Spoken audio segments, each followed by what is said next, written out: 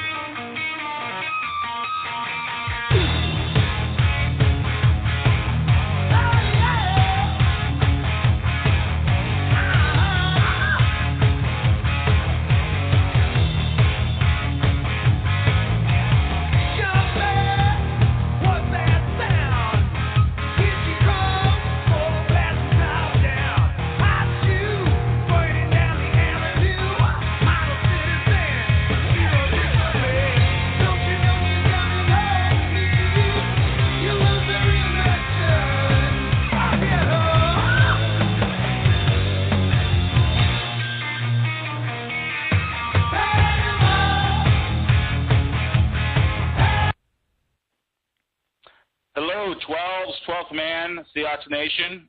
There's your host, Paul Beyer, on the 12 for 12 show. All right, we are back. My guest, Austin Woods, is on the line. I'm going to bring him in just 1 second. But before I do that, I wanted to tell everybody the story of Goal 1212 and what that was all about. So essentially last week, it was, I think, Wednesday, I came up with this brilliant idea that I was at 970 followers on Twitter. And I thought, I just don't like that number. It doesn't look right. And with the upcoming game, I felt, hey, the Saints are from the Bayou. New Orleans is known for crazy voodoo and all that kind of stuff. I thought, hey, what if I was to come up with a voodoo equalizer? And I thought, a 12-12, if my follower count equaled 12-12, there's no way anyone could beat us. So that's when the project began. I went ahead and let people know, hey, spread the word. I started trying to follow people, getting some advice from others. And the next thing you know, I'm getting 60, 70 followers the first day. The second day wasn't as great on Thursday, but Friday before the game, it was a Herculean effort. But we sped it up. I think I got 120-odd followers that day. And one of those followers, to get to the final number, the last person at 11:33, Friday evening was Austin Woods, who now joins us here. Austin, how are you doing tonight?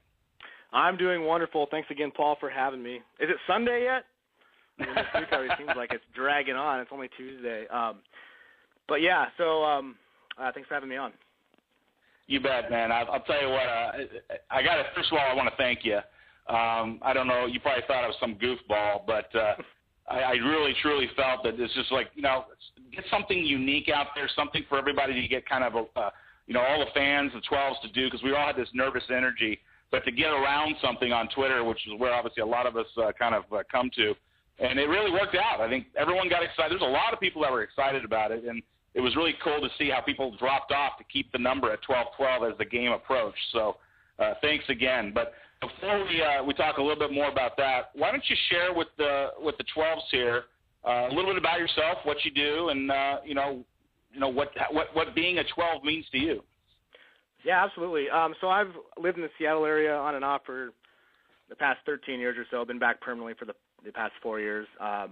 Obviously a huge sports and diehard Hawks fan. My wife was born and raised here. She's maybe even a bigger fan than I am. Currently, I own a physical therapy practice in Kirkland. It's called Doctors of Physical Therapy. We specialize in high-quality one-on-one care. We provide a lot of cutting-edge treatments and recovery methods for not only people with pain and chronic pain, but we also treat a lot of high-level athletes and help them improve their performance. One of the things that we do, we're regional experts in a technique called dry needling, which is an extremely effective technique that helps with pain and performance, and we do see a lot of athletes for that. So that's a little bit about me. I can kind of relate to the nervous energy you were talking about on Friday night.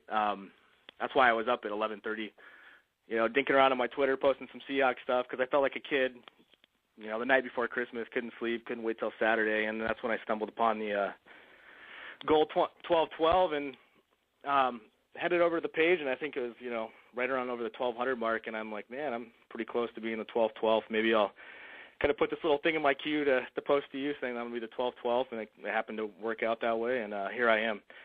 As far as, a 12th man, that's a tough question to answer, but to me, the 12th man's an extension of the team. I feel especially, in the last few years and this year, it's that mutual understanding from both the players on the Hawks and the 12th man in the stands that, they're working together towards the same goal. And I think we need each other to do that. Obviously, the 12th man, has been huge, loudest stadium in the world. And the 12th man also to me means, you're riding the ups and downs of the season with the team. And, we're always maintaining that same mindset to compete every week and never give up, that Pete Carroll's instilled in the group. So I think that the players understand the importance of us, and, I think it's a, quote unquote, team effort every week, especially in the clink. But it's just awesome stuff, and it's a great time to be a Hawks fan. Austin, why do you think that relationship between the 12s and the team is – I think it's very unique. I went to college in Minnesota. I grew up in Oklahoma. I moved here when I was in sixth grade. I'm actually a huge Oklahoma Sooner fan. That's my college team. But there's something unique about this fan group and how it relates to the team. Why do you think that is? I think that, first of all, I think Pete Carroll's done a tremendous job of just establishing a different culture, around here. It's that constant competitive cohesiveness culture is kind of what I call it, competitive cohesiveness, From the very beginning, it's compete. And it's not one of those, those competitions where, you're talking down on the other guy and all that, iron sharpens iron. Everyone's out there to, win a starting job, but everyone's got each other's back.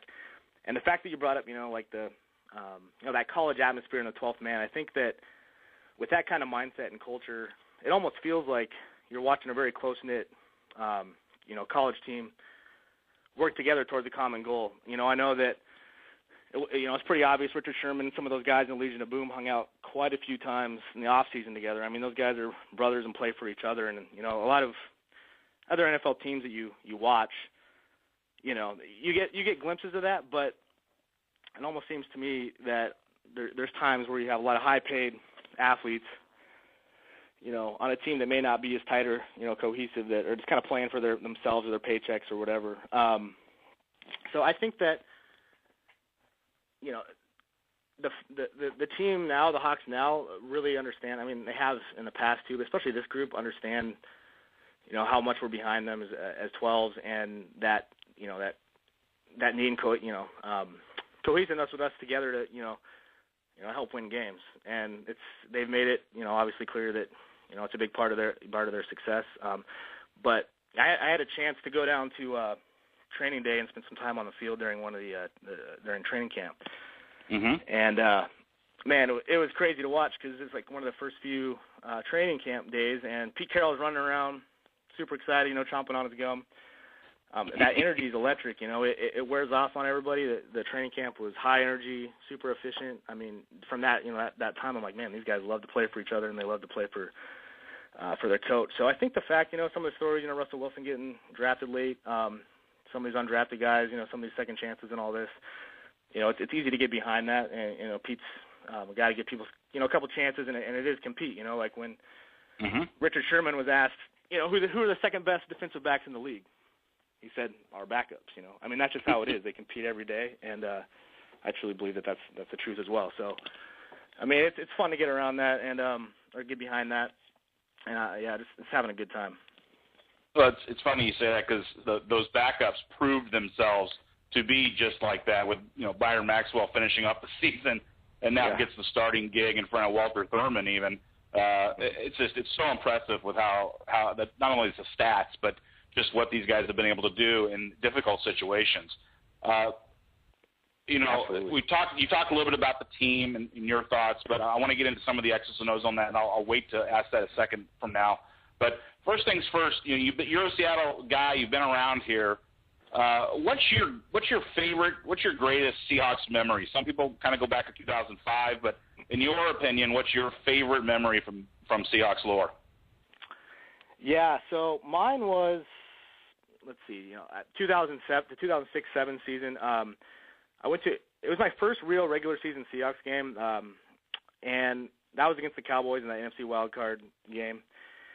And my buddy who had season tickets, you know, he had really good seats, like right down by the 20-yard line. And I was like, yeah, I'm in, so let's go.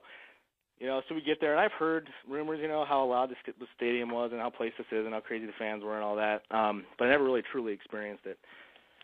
So I was at that game. It was crazy, you know. Julius Jones busted off that long run right before the end, and I'm like, oh, man, it's over. They're going to kick this field goal and win. And next thing you know, you see the Romo mishandled snap, the infamous Romo mishandled snap, and then you see the tackle. I'm trying to figure out, like, did they fake this? What's going on? And after that, I've never been in anywhere that's been so loud, and it was just so loud it was deafening. So I think the fact that it was my first game, it was that loud. I got to experience everything firsthand, and just how crazy that game was in general. You know, I would say that's probably the most memorable Seahawks, you know, game or experience, at least for me. Yeah, I was at that game, and I'll just say one of the funniest memories about that game, one of the reasons I remember it not only for the noise at that moment, which you're referring to, but when I showed up, I had brought a TV for our tailgater, and my buddy had gotten there a little while before me. He already had a couple of cocktails in him, if you know what I mean. And I was coming in blaring Judas Priest, of course, why wouldn't you? And when I came into our parking spot, my buddy decided before I said, don't open the back door, he went ahead and opened it, and the TV fell out and broke. So that's how that day started for me. But it was a fantastic day, and it ended unbelievable. That I went to the next game in Chicago, just FYI, and that was mass hysteria because I thought every Bear fan was going to try to kill me, which they almost did. That was an interesting story, but we'll get there some other day. You talked about the 12th man. You talked about how you define it. Let's talk about this year's team. The 2013 Seahawks, in my opinion, are a team of destiny.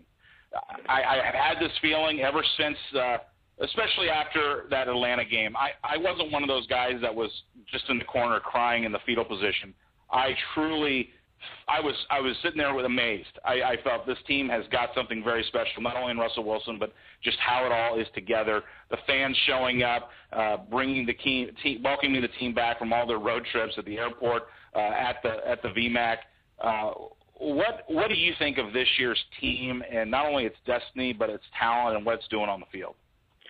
Yeah, and I felt that, you know, similar things against the Falcons game last year, I was obviously mad. But at the same time, I looked at Russell and some of these guys like, this is a good learning opportunity. We'll be right back here next year. I think the fact like that, and we got our home loss out of the way this year.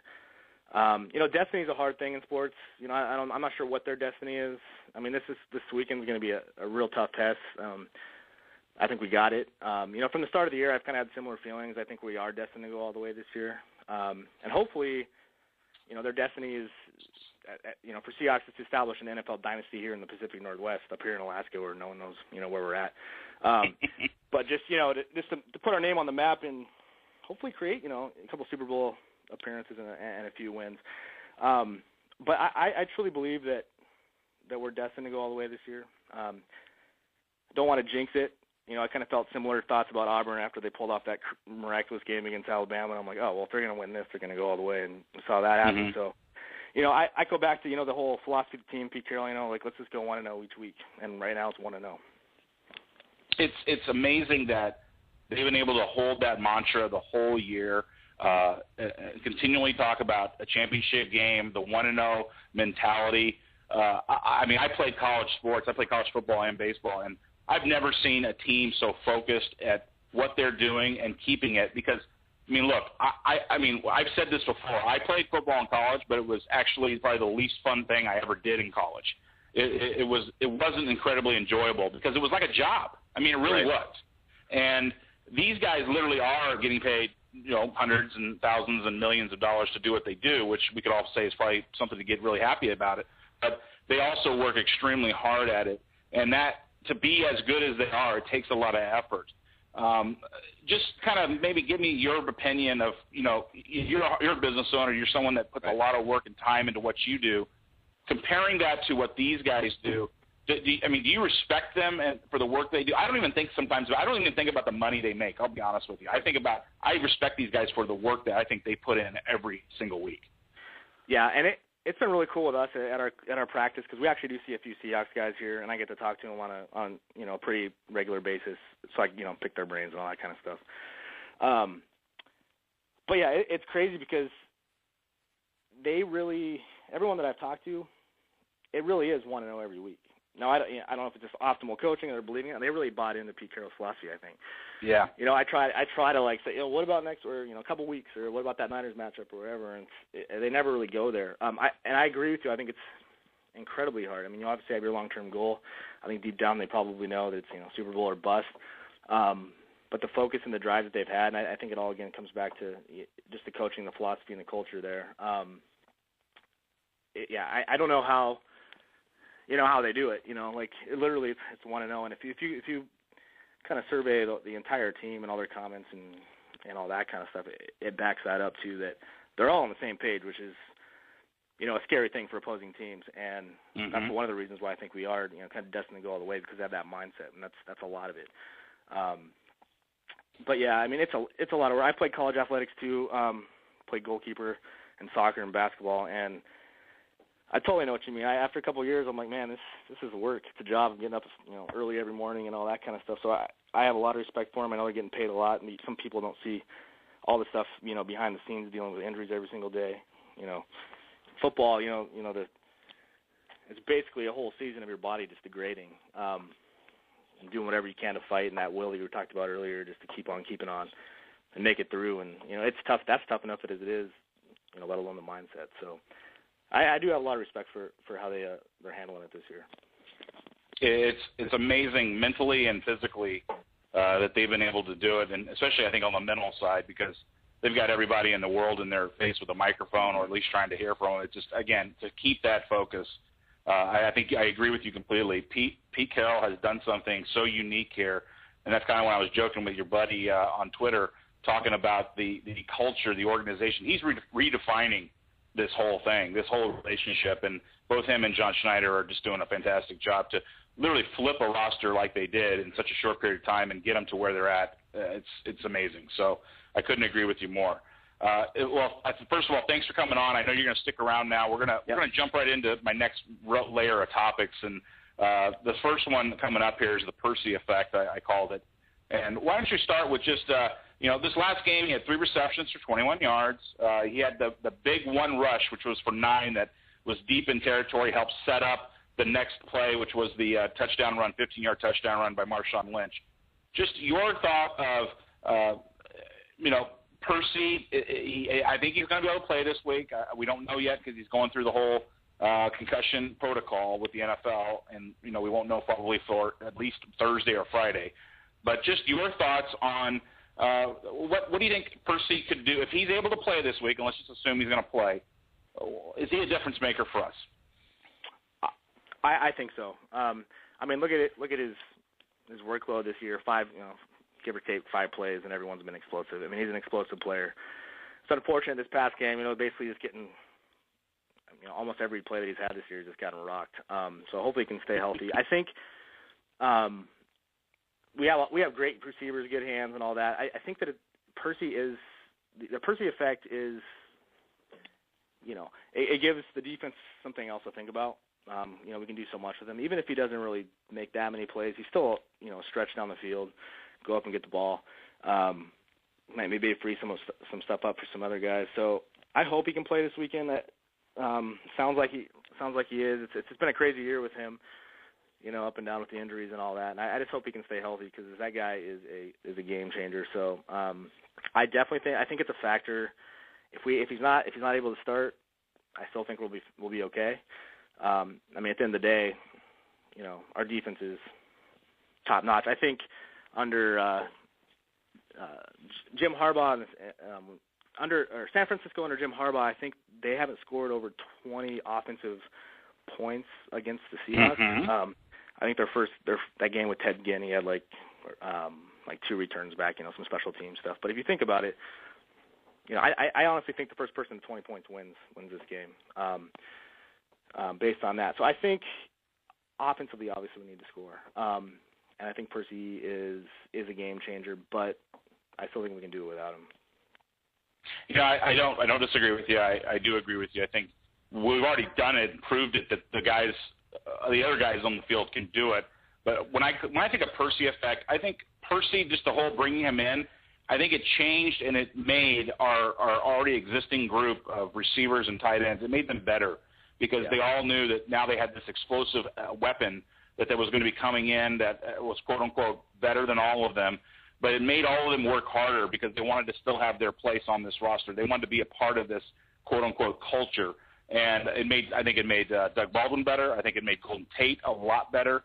It's even driven, I think, guys like Jermaine Kearse and Stephen Williams when he was here and healthy. It made guys come out of nowhere and play better. And I think in my opinion, the thing we might look back at the end of this year is the Percy effect might not have been him necessarily on the field. It might have been what he drove the other guys to do that I think was so special. Yeah, absolutely. At the beginning of the year with, getting him and then like Christian Michael and some of these other guys, it's everyone's kind of like, okay, what's going to happen, with me this year, especially our receivers. So I absolutely agree with you. I think especially early on in camp, everyone was, roster spots were wide open. So, and they go at it every day in practice. So I definitely agree with you.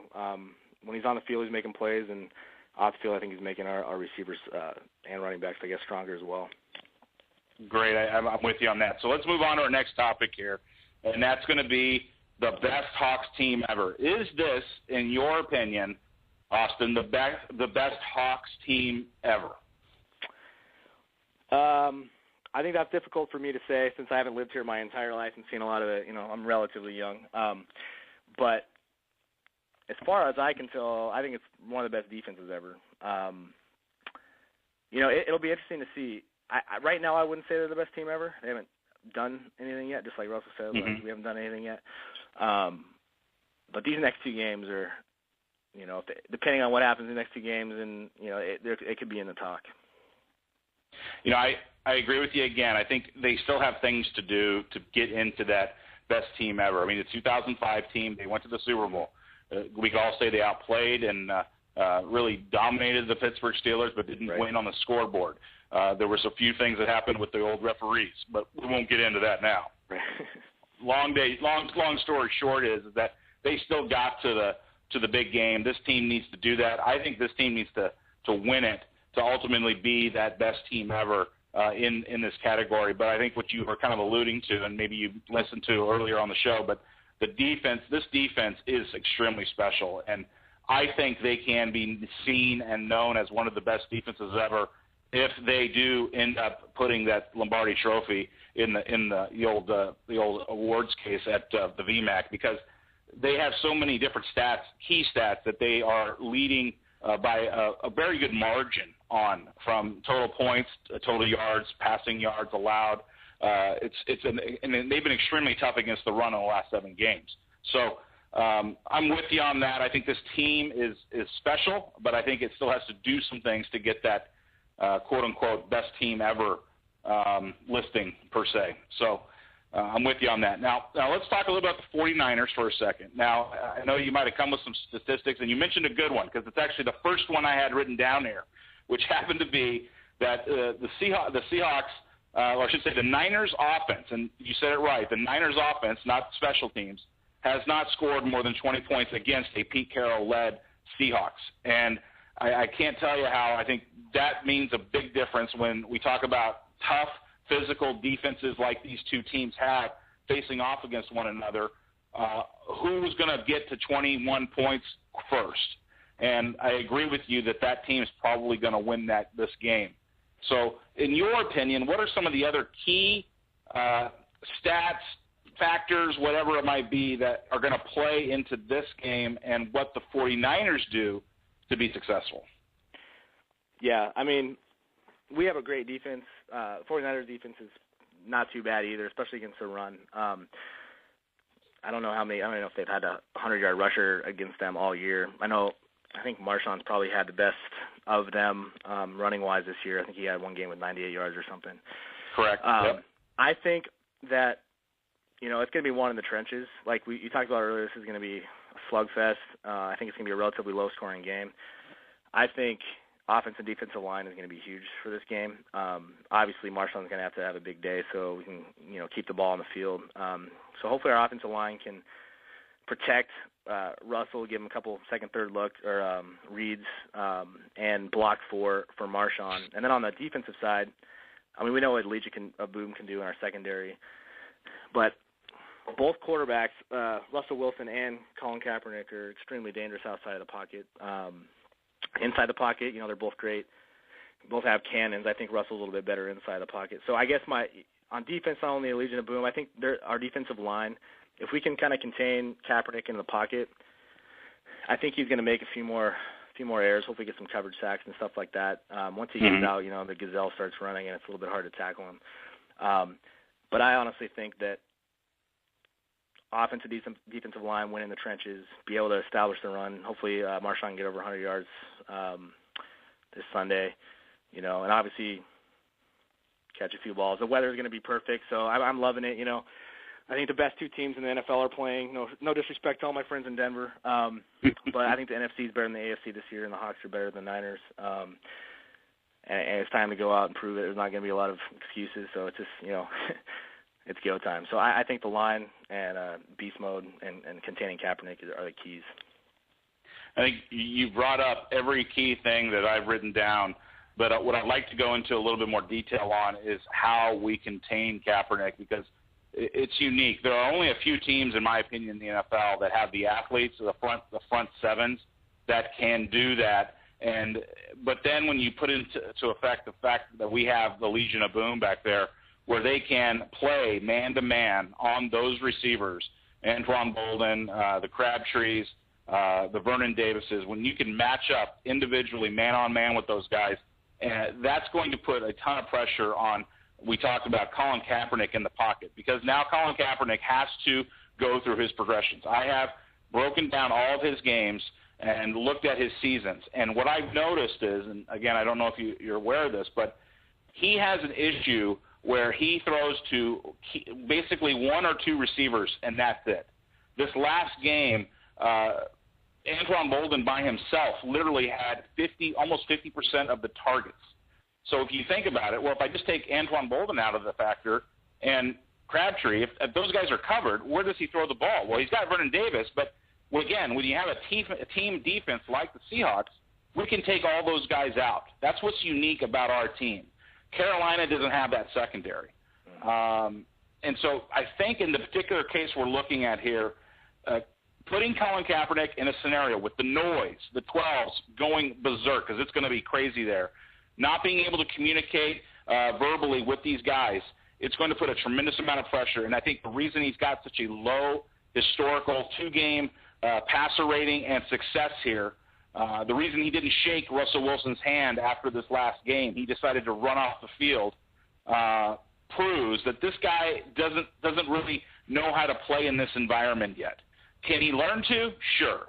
But I think the guy has to maybe catch up with himself a little bit, maybe have a little bit more, what would you call it, humility. But it's tough. It's tough to win here, and it's tough to win in this noise. And I think if with what you said there, Austin, keeping him in that pocket, we have the athletes to do that. We've got one of the fastest groups of linebackers in the league, and they can catch a guy like him. But you're right, we can't let the gazelle out. I think it's extremely important. So depending on what coverages, I think we're going to be playing that man press.